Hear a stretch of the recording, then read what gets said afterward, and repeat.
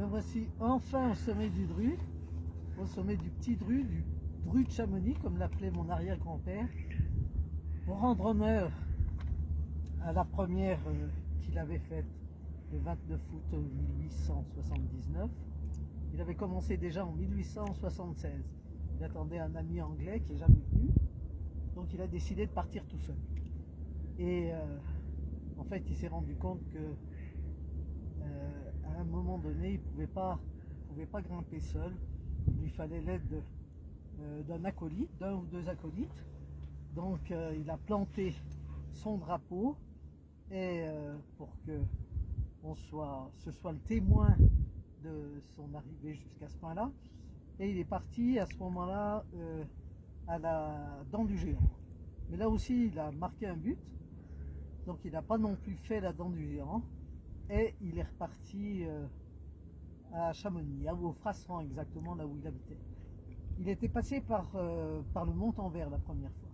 Et en 79, 3 ans plus tard, avec deux autres guides, Prosper Payot et Ferdinand, je me souviens plus exactement du nom, de F. Ils sont repartis, mais cette fois en passant par le Chapeau.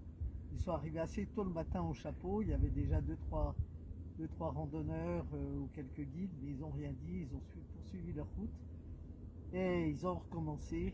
Ils sont arrivés quasiment jusqu'au point où il était arrivé la première fois. Ils avaient bivouaqué entre temps.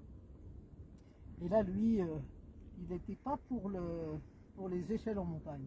Pour lui, les échelles, c'était pour les couvreurs qui grimpaient sur les toits, mais pas pour les alpinistes.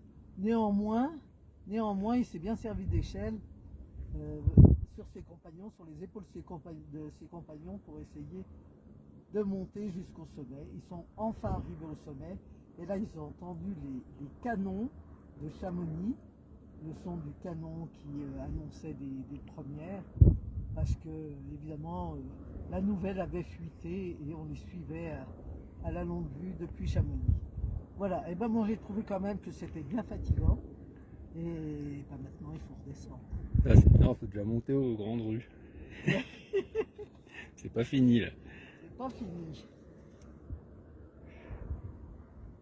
Le Grand En tout Dru cas, que je voici. remercie Antoine qui m'a hissé jusqu'ici. Depuis 5 ans qu'on avait ce projet. Merci beaucoup Antoine. Franchement, t'es le meilleur guide que j'ai eu. Bravo à toi, Mano.